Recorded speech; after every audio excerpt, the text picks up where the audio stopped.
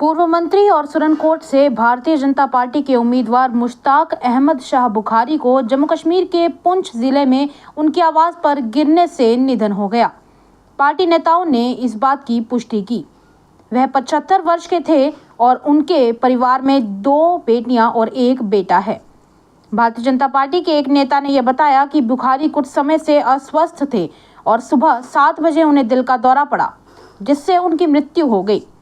सुरनकोट से 2 बार के पूर्व विधायक बुखारी इस बार फरवरी में भारतीय जनता पार्टी में शामिल हुए थे, जब केंद्र पहाड़ी समुदाय को शेड्यूल ट्राइब का दर्जा दिया गया था। उन्हें सुरनकोट से मैदान में उतारा गया था, जहां 25 सितंबर को दूसरे चरण में 25 अन्य क्षेत्रों के साथ मतदान हुआ था। जम्मू कश्मीर भारतीय जनता पार्टी के अध्यक्ष रविंदर रैना और अन्य राजनीतिक दलों के नेताओं ने बुखारी के निधन पर शोक व्यक्त किया। रैना ने कहा, बुखारी एक जन नेता थे और उनके निधन से एक शून्य पैदा हो गया है, जिसे भरना बहुत कठिन है। उपराज्यपाल मनोज सिन्हा ने कहा कि जम्मू कश्मीर में शांतिपूर्ण चुनाव और हालिया घटनाक्रम इस बात का सबूत है कि केंद्र शासित प्रदेश अब अपने अतीत को भूलकर एक नया इतिहास रचने में व्यस्त है। गांधी जयंती के अवसर पर राजभवन में आयोजित एक समारोह को संबोधित करते हुए सिन्हा ने यह कहा कि बापू हमेशा जम्मू कश्मीर में शांति और प्रगति देखना चाहते थे। उन्होंने नई पीढ़ी से बापू के आदर्शों पर चलने और उनसे प्रेरणा लेने का आग्रह किया। सिन्हा ने कहा, जम्मू कश्मीर में लोकतंत्र का महापर्व कल संपन्न हुआ। सबसे पहले मई में लोकसभा चुनाव हुए और विधानसभा चुनाव शांतिपूर्ण और स्वतंत्र व निष्पक्ष तरीके से संपन्न हुए। यह न केवल भारत में बल्कि पूरी दुनिया में चर्चा का केंद्र बन गया है। जम्मू शहर के बाहू फोर्ट इलाके में बावे वाली माता मंदिर में नवरात्रि उत्सव के लिए मंच तैयार किया गया है। मीडिया से बात करते हुए महंत बिट्टा ने यह बताया कि मंदिर में सभी तैयारियां पूरी कर दी गई हैं।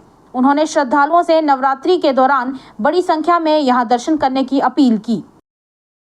हुर्रियत कॉन्फ्रेंस के अध्यक्ष मीरवाइज उमर फारूक ने जम्मू कश्मीर उच्च न्यायालय में एक याचिका दायर कर अपनी घर में नजरबंदी को चुनौती दी है। अदालत शुक्रवार को याचिका पर सुनवाई करेगी, जब हुर्रियत ने दावा किया है कि उनके अध्यक्ष को 1 महीने से घर में नजरबंद रखा गया है और उनकी आवाजाही प्रतिबंधित है। जम्मू कश्मीर प्रशासन ने कहा है कि वह एक स्वतंत्र व्यक्ति हैं, लेकिन सुरक्षा एजेंसियां सुरक्षा कारणों से उनकी गतिविधियों का पता लगाती रही हैं। हुर्रियत ने कहा, मीरवाइज की घर में नजरबंदी और अवैध हिरासत के मामले की सुनवाई 4 अक्टूबर को उच्च न्यायालय में सूचीबद्ध की गई है। मीरवाइज पिछले 1 महीने से घर में नजरबंद हैं। यह स्वतंत्र भारत के इतिहास में किसी सरकारी पहल की सफलता की अनूठी कहानी है।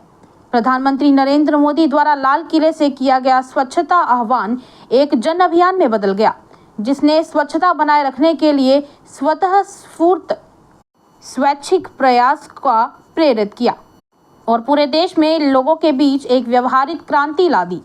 ये बात minister of state in prime minister office doctor Jitendra Singh ने गांधी जयंती के अवसर पर भारत सरकार के स्वच्छता ही सेवा कार्यक्रम के तहत विशेष अभियान 4.0 का शुभारंभ करते हुए कही। उन्होंने स्वच्छता, सार्वजनिक स्वच्छता और सेवा के प्रति सरकार की गहरी प्रतिबद्धता को दोहराया। गांधी ग्लोबल फैमिली के पदाधिकारियों ने जम्मू में गांधी जयंती के अवसर पर राष्ट्रपिता महात्मा गांधी की प्रतिमा पर पुष्पांजलि अर्पित की। गांधी ग्लोबल फैमिली के सदस्यों ने राष्ट्र निर्माण में महात्मा गांधी के योगदान को याद किया। कांग्रेस की जम्मू कश्मीर इकाई के प्रमुख तारिक हामिद कारा ने यह कहा कि अगर जरूरत पड़ी तो नेशनल कॉन्फ्रेंस और कांग्रेस गठबंधन केंद्र शासित प्रदेश में सरकार बनाने के लिए समान विचारधारा वाले दलों और व्यक्तियों का समर्थन देने के लिए तैयार है। जम्मू कश्मीर में 3 चरणों के विधानसभा चुनाव संपन्न होने के 1 दिन बाद कारा ने यह कहा संवाददाताओं से कि हम जो देख सकते हैं वह ये है कि लोगों ने गठबंधन के पक्ष में या भारतीय जनता पार्टी को सत्ता के गलियारों से दूर रखने के लिए मतदान किया है, जो एक अच्छी बात है। प्रदेश कांग्रेस कमेटी के अध्यक्ष ने यह भी कहा कि अगर जरूरत पड़ी तो हमारे दरवाजे सभी समान विचारधारा वाले लोगों, ताकतों, दलों और यहाँ तक कि व्यक्तियों के लिए भी खुले हैं।